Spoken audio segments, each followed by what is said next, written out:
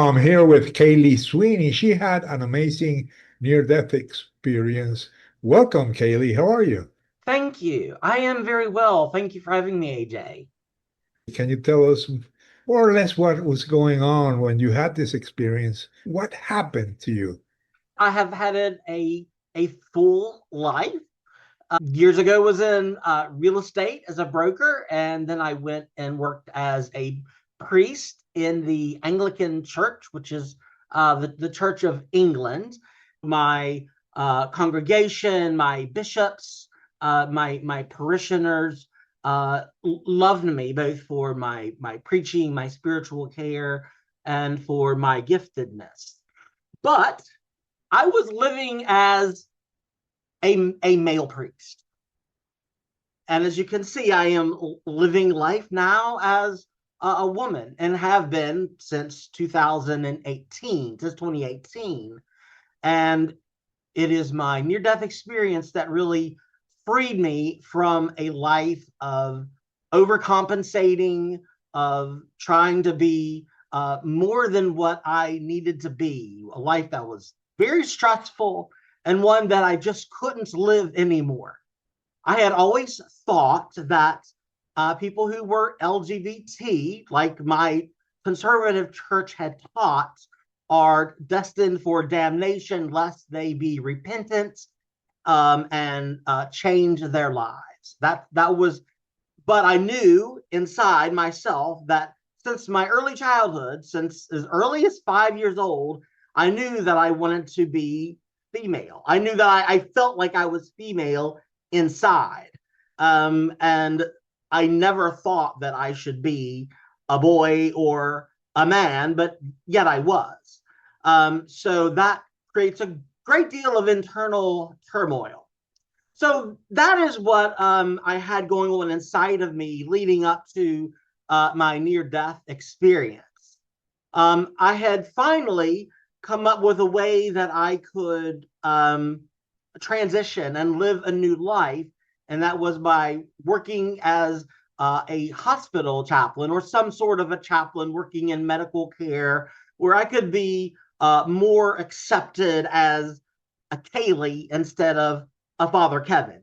In the church that I was in, I would be considered persona non grata. I wouldn't even be allowed to take communion, let alone be a priest in that church. So I had started training for that, and I thought I'm going to have a new life. I was married. I was open to my wife by that time, and I thought, well, I'm on my way. Um, but I got very sick. Actually, what happened is it's a bit embarrassing, but I had a infection in my right testicle of all things. The thing that associates a person with their manhood, quite literally, got sick. And they grew to be so you might making my hands large. They grew to be large, inflamed, and were very painful. I couldn't walk. I couldn't lay down. Sitting was painful. The pain grew such that I was having heart palpitations and I felt like I might have a heart attack or a stroke. Um, and one day when I was in class with some other people training to be chaplains, one of them drove me to the hospital. When I went to the hospital, I got transferred to a different hospital because I was just having so many problems and they weren't equipped for it. They rushed me into surgery with a urologist. Um, that stuff wasn't life threatening. That should have been simple. They put in drains for the infection to be released, and that seemed to work just fine. But the infection got into my blood, and I developed sepsis. And at that time, sepsis was still pretty deadly. I think it's still extremely serious. but at that time that it was, I think a large number of people died from it every year in the United States. Um, that in itself was one thing, was difficult being sick, but one of the side effects of this illness for me is that I began having difficulty breathing. My lungs essentially developed a kind of pneumonia. They started filling with fluid. Eventually, I was first given oxygen. Then that wasn't enough. I was put on a CPAP machine, which forces air into your lungs. And eventually, my lungs were filling with fluid. My alveoli, which is the little sacs in my lungs, or all of our lungs, that allow oxygen to pass into our bloodstream and carbon dioxide to pass back into our lungs for us to exhale. They began to allow blood into my lungs. I knew at that point that I was likely not to live very much longer. I asked for a priest to come and give me last rites. And it was interesting that the hospital was able to get a hold of, or someone in my family, my spouse was there, and my parents were there with me while I was going through all of this. I think, in fact, my church was gathered and praying, and people all up and down the East Coast from in my diocese were praying for me. Thousands of people were praying for me. I now understand. But this priest, Father Dan, who was ordained in the same church that I was, the same day that I was, he and I were together, came and gave me last rites.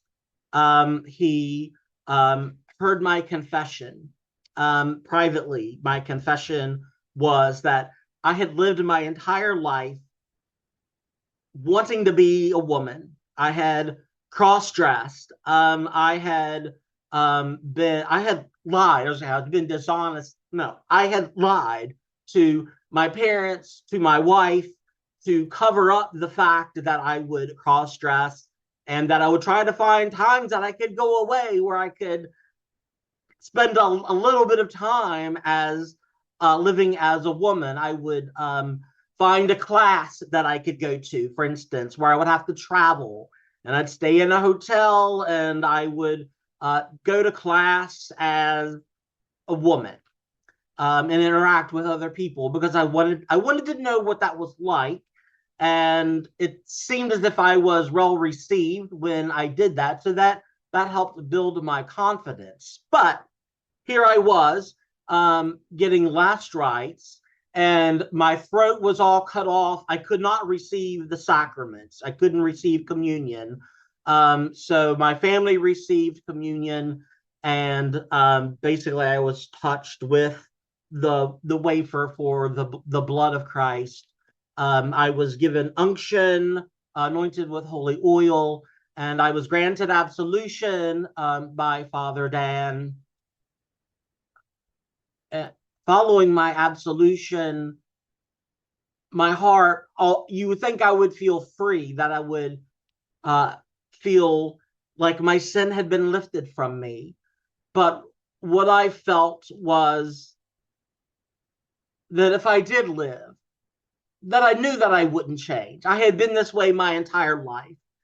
When I was ordained with my priest friend, with my bishop, and my hands were anointed by my bishop to say the Holy Eucharist and to pray over the Holy Sacrament, I was praying in my ordination that God would take this burden away from me. And it never happened. Marriage, my ordination, living as pure and good a life as I could, it was never enough. And so I basically killed myself with with work, by covering myself over and being the best person that someone could be. I helped start a homeless shelter. I volunteered in the homeless shelter. I visited all of my parishioners if they missed church on Sunday. And here I was on my deathbed, knowing that I just given my confession, but I knew if I lived, I wouldn't change.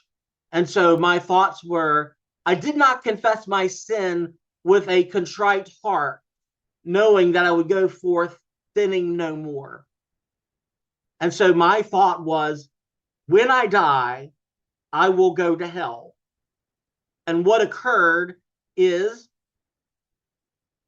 my lungs filled completely with blood.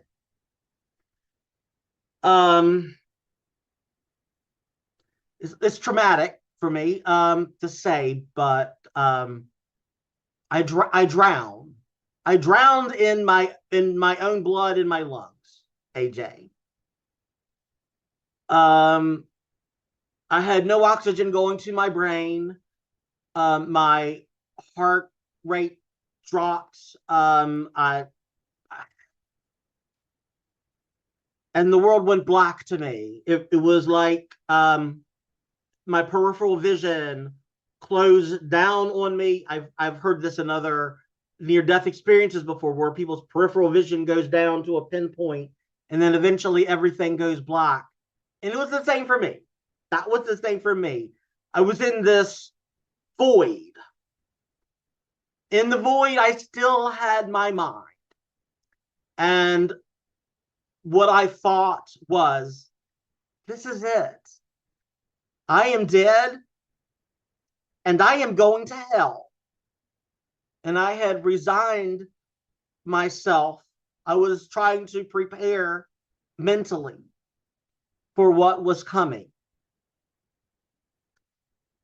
Another thing that, well, I really haven't said this in other interviews or even in my books that you've read.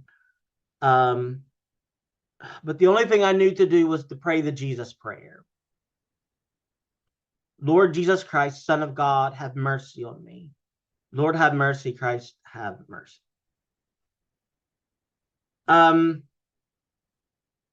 I ended up waking up inside of that room, but not in my body.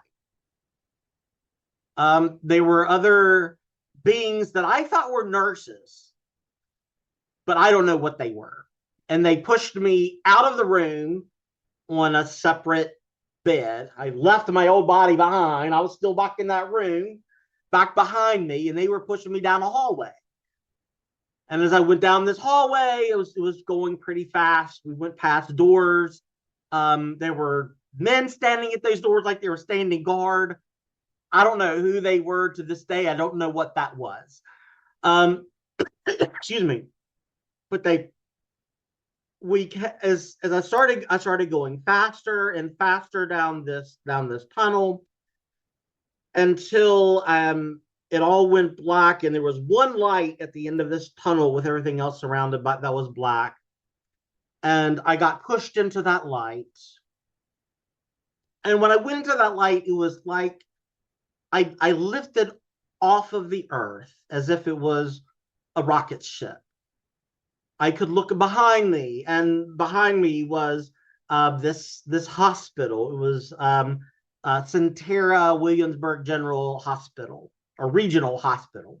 And I could see that hospital falling below me, along with the city of Williamsburg. I could see the coast, Virginia, the US, until eventually I knew I was leaving the earth. It's like I was going into, it seemed as if I was going into space. I started hearing voices above me. The voices were like a cheering at like you were at like you were at a great football match, soccer game here in America. And it was like, score, and everybody just was lightened up, being welcoming and cheering. excuse me, in joy to the people who were ascending into heaven. And I looked up and I saw what I perceived as, because this is how my mind was receiving this, right? I'm thinking I'm thinking stadium.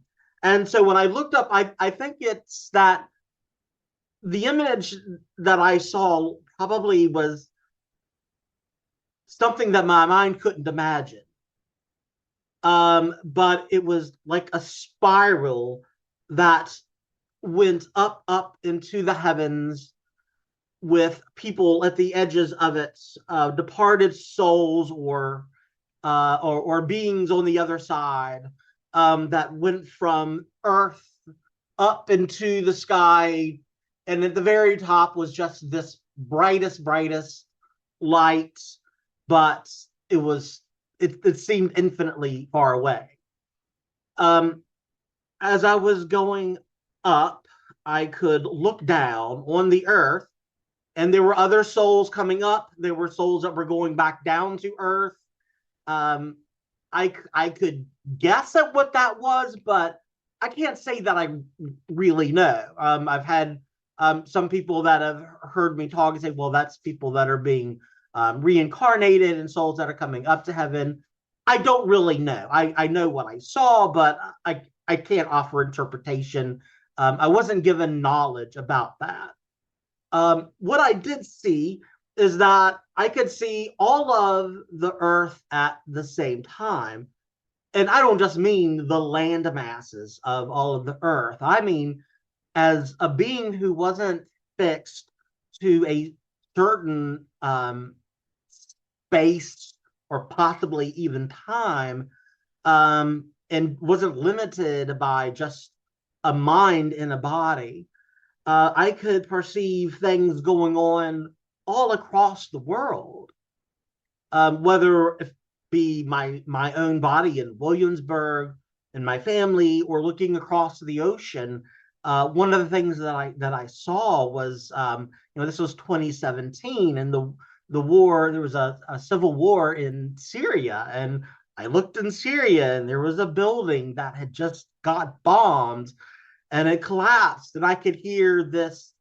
It's like it pained the people who were and it grieved the people that were in heaven, and I could sense that sense of grief that they felt, of this hatred that was in the world in that one place that was so great that they would kill women and children. And I sensed that. It's I don't have words to describe that. That's just an experience that I had. So as I was going up to, I thought, join this group, and that this is where I was going to be in this state. I don't know exactly what this state was, whether it's an intermediate state or whether that was just heaven. I expected something somewhere in the middle, but a woman that I perceived to be Mary Queen of Heaven, because she very much appeared to be that. I looked up and saw a balcony that was most of the way up, but in a place that I could see. And she walked out. She was robed in from head to toe, just in a glowing robes. She had about a dozen other beings that walked out with her onto this balcony. I tried to see her face, but I couldn't just look upon her face, because her face was radiant, and so the detail was really lost on me. But I could see she had a crown, and she had what looked like roses around her neck. And I heard a voice, in well, the voice came from everywhere. I'd say it was inside of me, but it was everything that I could perceive was this voice. The voice said, "Don't be afraid. You're not going to die. I'm not going to send you to hell. I made you. I know who you are. I made you for a purpose. So I don't send people to hell for being who they are. It said, you're going to go back and you will teach others like yourself. You can transition and live as a woman, and other people who are transgender, like myself, you will go back and show them that I love them and that they're not damned. They are welcome in my kingdom. And you will teach everyone who will hear that the currency of eternity is love. So I was given those 6 words, and those 6 words have been my meditation and my contemplation, and really I've tried to make that my reason for being in the years since then, is to embody someone who is loving, but who especially loves those who are forgotten and hated, and the poor, the dying, the elderly. I did that in my work as a chaplain, and then later on as a death doula. But that was later.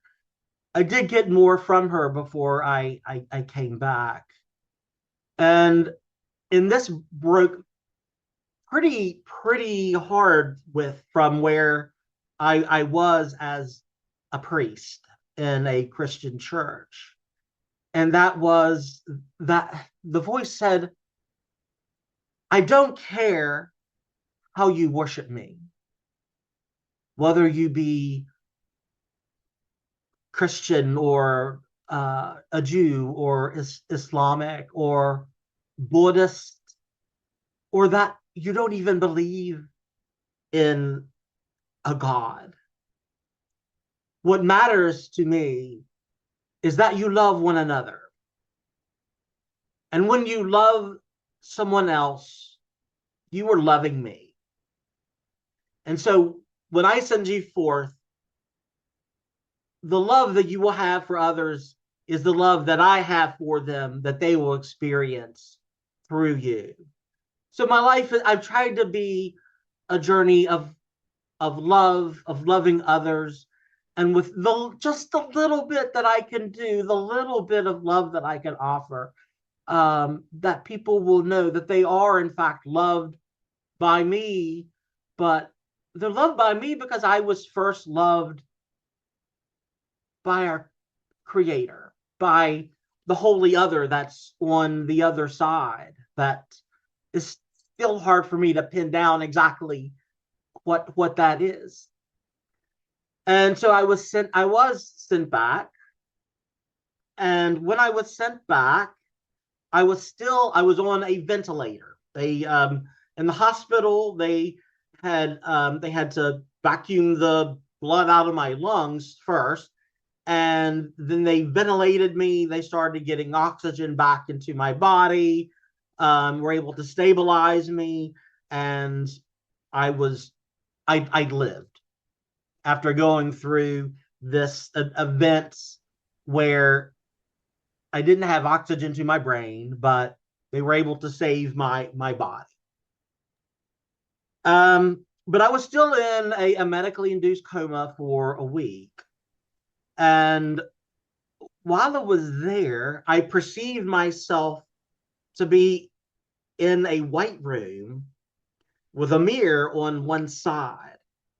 And I continued to hear voices from the other side coming to me while I was in that room before I finally came out of my coma. And during that period, I had a desk that showed up in that room with a document, looked like a book, very much like gosh, if you would go in the U.S., we used to have court documents that would be these huge legal bound books with all sorts of certificates. Probably have something similar around the world. Well, it was opened up to me, and it was my life contracts. It was the contract that I would have had that gave me my life purpose before I was born. But I never knew during my life that I had such a thing. I'd never conceived of such a thing. And what I understood from that is that it's quite natural for me to want to be and live as a woman, because I had this particular purpose of sharing God's love with others. And so I reviewed that. It's like you go through a life review. Well, this was my life review up until that point, to where I had continuously dismissed opportunities to be able to be this different person, because I always acted in ways that I thought society would accept me, whether it be parents or the church or my friends or my schoolmates, whoever it may be. Fear and a fear of the church's response to me, the fear of going to hell, kept me living in this little box that made me miserable in my life, because it fought against my sense of beingness of who I am. And so I saw that in this book, and the chances that I had, the change that I never took, and I have this opportunity. Then I re-signed it, and that has been my life since then. I've been trying to so in about a week following my near death experience, I started to come back again. First, the nurses came and told me I was a miracle. There was a respiratory therapist who said she was the one working with me when I stopped breathing. And she came to me one night while I was still in the hospital, and was in the middle of the night. I assumed she was a therapist. She may have been an angel. In fact, I think she may have been. And she just came and she hugged me, and I just felt surrounded by love.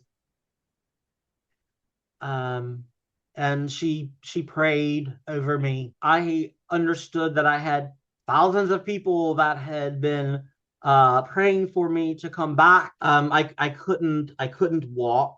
I had to relearn to walk. I had to learn how to do things as simple as go to the bathroom. Eventually I was sent back home. I had physical therapy, the things you would expect me to have to go through, but I got my faculties back. I gained my physicality back. You mentioned that when you were in the hospital, you were taken like to another room, but was it still the same hospital, or was it more like an other world? It was a different space altogether. I think after I was pushed out of that room, that I wasn't that whatever the essence is of me that's non-physical was no longer there. It was in a different space altogether. It seemed like a long hallway with lights overhead and doors. Whatever that is, I don't know. Where did those other doors go to? What were those people standing guard? I don't know what they were. You mentioned that this woman that appeared to you Yes. seemed like Mother Mary, or Yes. did you have that sense that she was, or was she the mother of all creation? How did you interpret it, or what did you feel when you saw her? My interpretation is that is Mary, Queen of Heaven. I think I may have met her versus others because I prayed the rosary, because I had icons of the Fatima of Mary in my home, and I just love Mary as a religious icon. in person. And so I think in my near-death experience, that's why she was the one who appeared to me versus, say, a dead relative or even Christ. Did she talk to you? Yeah, well, the things That that was I heard, that voice that you heard was hers? I don't know. She didn't move her Okay, mouth. but Yeah, it's was just it I heard it female, from male? everywhere. But was it a female voice? It seemed like it was God because it said, "I It created seemed to you." me that it was God. It did not seem to me like it was Not her. necessarily it was her, right? Yeah, I don't think it was her. Okay, But then so again, I don't know that it was I don't know that I could differentiate it at that place. I mean, that seems odd, but I don't know that I was in a Trinitarian kind of space, you know? So I for all I know, it could be the voice of everyone together that was telling me those things. Eventually, I rejoined my church and began serving as its pastor again after probably 3 months of being away from the church. So it was, it was a fairly long rehab, though not as long as I know many people take a year or never completely come back.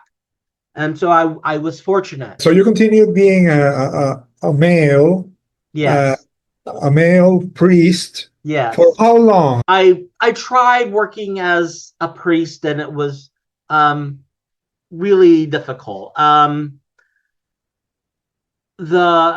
don't want to say things about the church. It was a lovely place. The old house that I lived in was over 300 years old. It was haunted. The people were very conservative politically and theologically. I had moved away from that. My bishop asked me to resign my holy orders.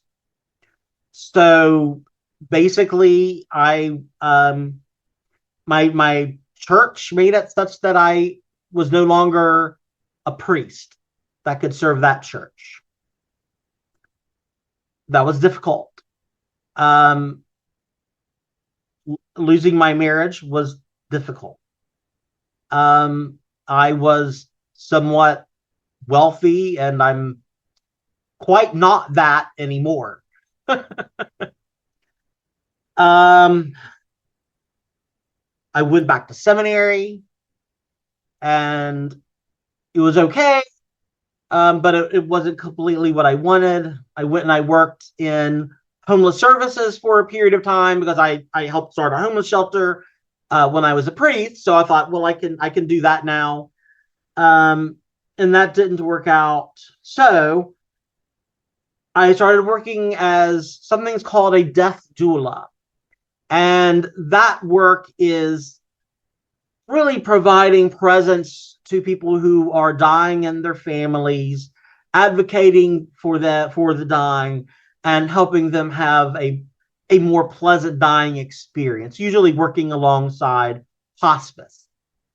I, in fact, had begun practicing Buddhism at that point. So though I was living as a pastor and pastoring this church, and still had some theological beliefs that were Christian, I began practicing a form of Buddhism. And once a week, I would go to a meeting in a nearby city. It was my sangha, and I had my sangha brothers and sisters who would meet, and we would chant. And it was the first time that I had been part of a faith tradition where we would meet in people's homes, and in a living room, I counted one time there were people with from 15 different nationalities in that room from around the world, and everyone seemed to have their act together.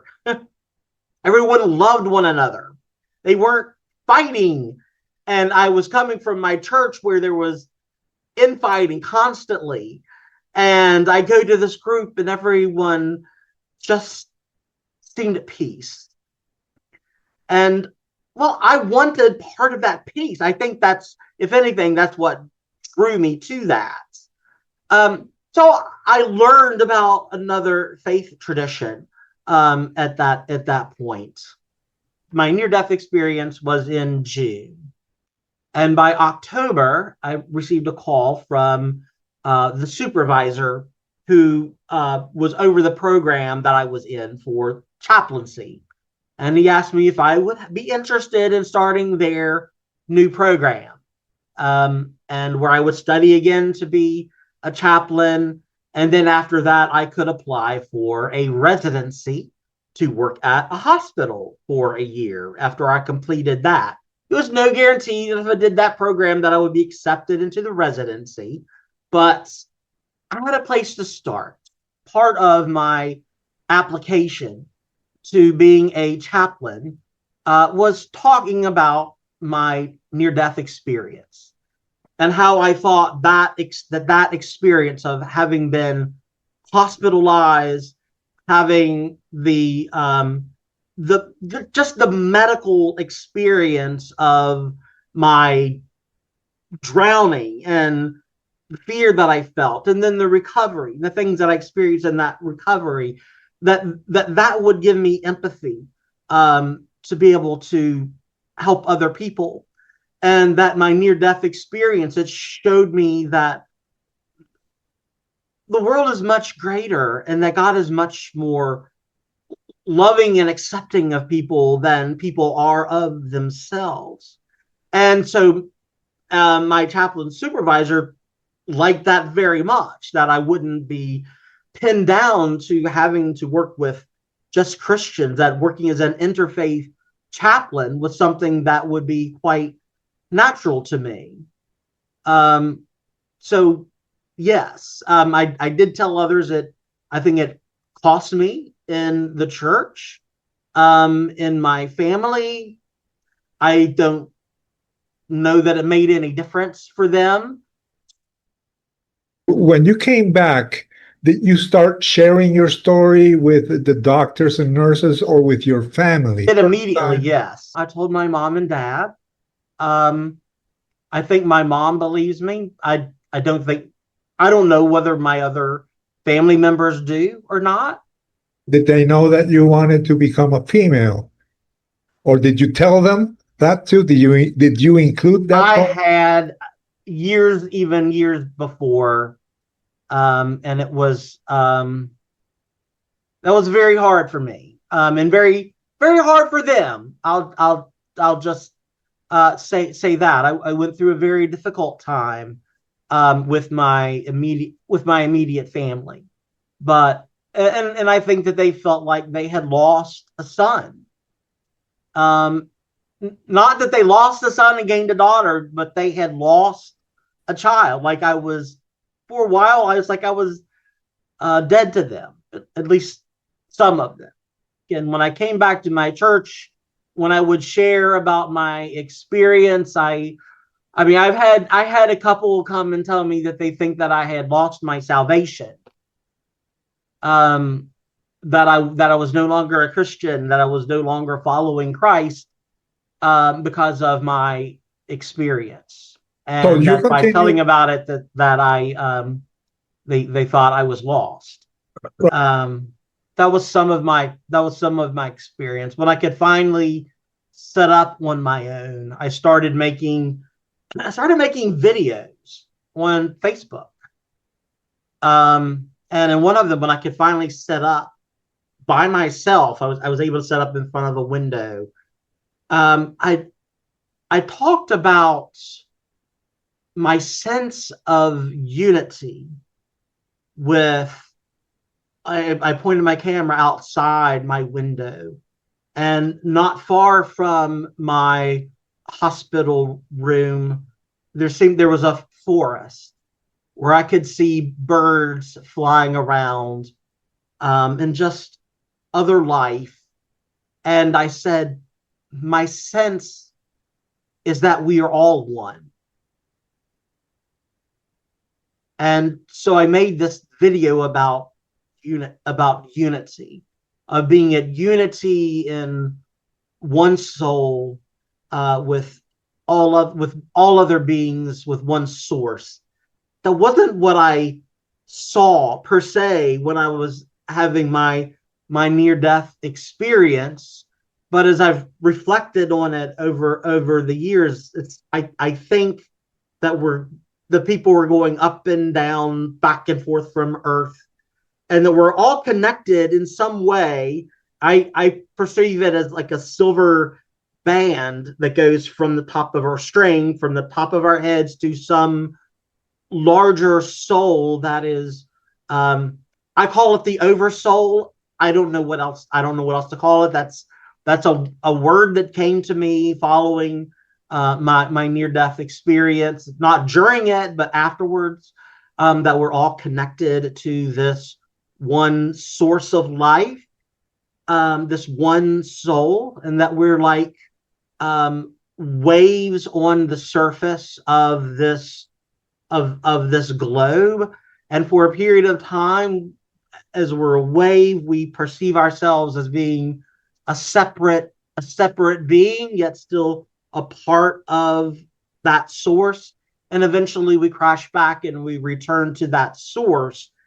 And I think that's a way that that God has given me understanding of that. I finished that chaplaincy program. I applied for the residency that I had talked about. I did my interview, and when I did my interview, I interviewed as Kailey. I dressed as a woman. My application was as a woman. I was accepted into the program, and after that, I had already been on hormones for about 5 years. So I had been transitioning for a period of time by the time I applied for my residency as the hospital chaplain. And I did my last Sunday in at church as Father Kevin, where I went and I had my collar. My hair still was short then. And the next day I wore a wig and makeup, and I dressed as a female, and I had already changed my name legally. My gender was changed legally because, well, I had a surgery where I lost certain parts of my body because they were sick. What can I say? It's not something I could help. So the state, in terms of what the state was concerned, I had done what I needed to do to legally be considered a female. And so I was accepted at the hospital as a female. My social security card, my birth certificate, all of that, my driver's license was all changed to female, and my new name.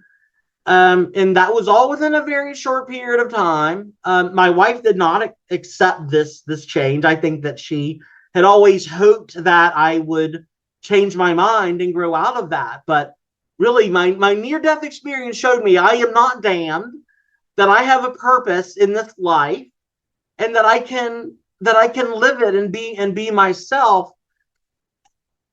And if someone isn't going to accept me for who I am, I can't help them. That's their problem. And so it cost me my marriage. So I started my hospital ministry as a chaplain, as an interfaith chaplain, and I did that for 1 year. There's one thing that stood out when you mentioned it, is that the currency in heaven is love. The currency of eternity is love. Yes, that even love, we take our love with us to the other side, and that love is the only thing that endures forever. That everything else, monuments, money, it will all pass away. There will be a time when people don't remember presidents, when people don't remember Pharaoh, but there will still be love. That's as simple as that. Love will outlive us all. You recently published a book, and you started working also on your memoir. Yes. And I want to talk about your book. It's called The Chicken Coop Chapel. And it's a story about a male priest who has the experience that you just told us? It is a novelization of my experience in Gloucester, Virginia, when I was serving as a priest at this small church that I was serving when I had my near-death experience. In fact, in this picture, the chapel that's in the background, that is an actual picture of that chapel.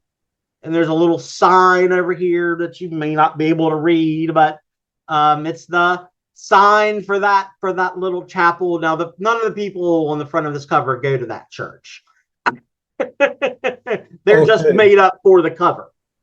But you might notice there's a ghost up in the corner here. Where is it? Over here, that kind of represents some of the ghosts that are in the book.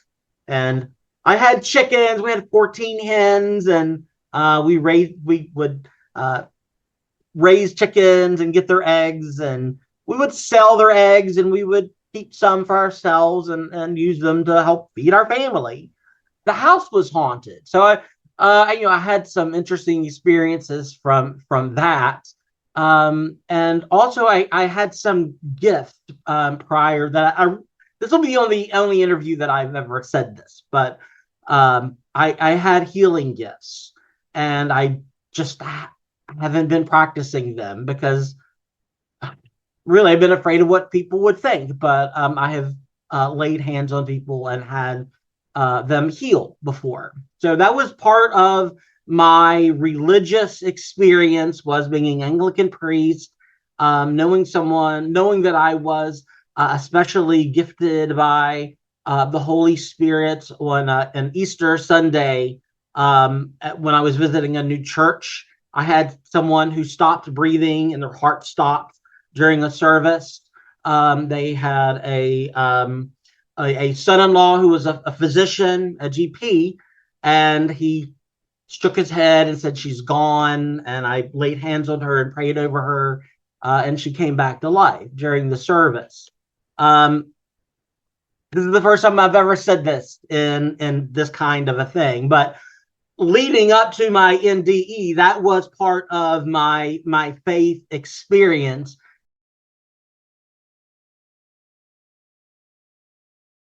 Do you think that people have accepted your gender change, your gender transition, and what has been your impact in the LGBT community? What are you doing now? In terms of the LGBTQIA community, it seems like this always growing acronym. I have a support group that meets once a month. That is for people who are gender non-conforming. So it's adults only, but it's for anyone who is not only transgender, but you could be non-binary. You could say, well, I don't really identify as a gender at all. But anyone who doesn't identify strictly with one gender or another can come to that meeting. And it does not have a set agenda. We just leave it open for people to be able to talk about whatever it is that they're going through. So it provides a space for people to be heard. That's one thing.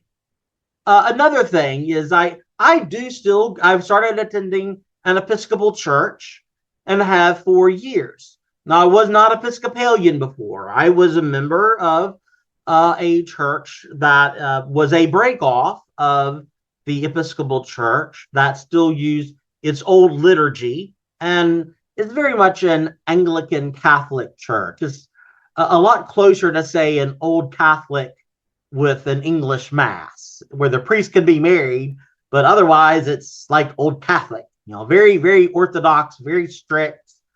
And I wouldn't say call it fundamentalist, because that's a different kind of theological belief, but in what they believe, they are very much about their fundamentals. And so that's, the real presence in the Eucharist, about having only males as priests, Girls can't even serve at the altar. But now I'm in the Episcopal Church, which is accepting to everyone.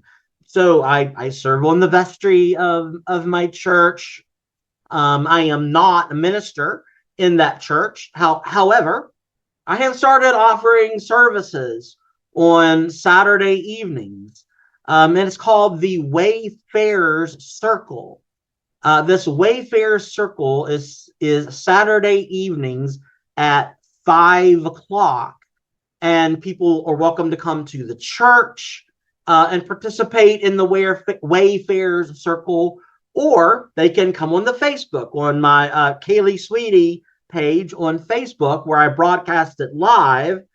And it is a gathering for people who do not attend a Christian church, or perhaps they've been to church, but they feel like they just won't be accepted at one for whatever reason, or they're just not comfortable with it. And this is a place where they can have community. And we still talk about how we can all have better lives living in community and by loving one another. It's very, very simple. Seems like it's very simple, but I don't just talk. I give, after a little bit of talking, after some meditation, we'll stop. The Buddhist in me is always wanting to take a chance to stop and slow down and breathe and meditate so that people can focus during the service and be open to receive whatever is going on during the service.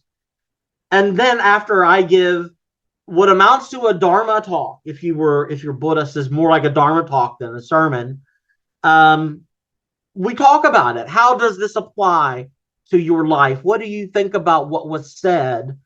And so, unlike church where you don't talk about, where the minister doesn't talk to you about the sermon following the sermon, we have time to do that.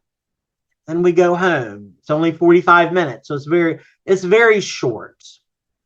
And so that's what I'm doing at this time. I wrote this book, Chicken Coop Chapel, but I've also written a memoir that's yet unpublished, but it's complete, and you, AJ, have that. I've sent that to you. So hopefully one day that memoir focuses more specifically on my near-death experience rather than just the story all around it. This Chicken Coop Chapel is a fictionalization of that period of time around my near-death experience and my life thereafter. It's just based on real events, but the character names have been changed.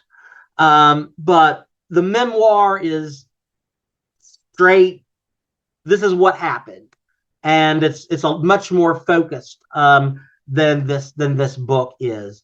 So if you're just wanting to learn more about my near-death experience, then I would, really, if you want to get the entire story, I would read both, because they both really comment on one another, because one gives you an idea of the kinds of people who were influential in my life at that time, in the environment that I lived in, but then this other one is more about the experience and my inward life. The Chicken Coop Chapel doesn't talk about the inward life of the priest, where the memoir is 100% about the inner life of what was going on during that same period. So how can people contact you? Okay, I would have them first find me on Facebook, and there I am, Kailey Sweeney, Kailey, and you can, it's on the screen, so you can see that there. Search that, and when you see my face wearing a hat, you found the right person. You could also email me this will be in the description for the video, I believe, but it's Kailey ANNE Sweeney SWEENEY @gmail.com. And if you're interested in my book, it is on Amazon.com. Just search my name, and Chicken Coop Chapel, and you'll find it. And I think you'll find this a fun, pretty fast read. Well, certainly, God told me during my experience to tell others and to teach. So I need to tell you, anyone that sees this video, that the currency of eternity is love. It is love that God values above all else. And the last thing that I would leave you with is love yourself. We only have one life. If you have a sense of purpose in your life that is yet unfulfilled, live it while you still have breath. And I think you'll find that'll be a blessing to yourself, but also to others. Thank you, AJ. This has been the AJ Parr Spiritual Journalist Podcast. Please like, share, and subscribe.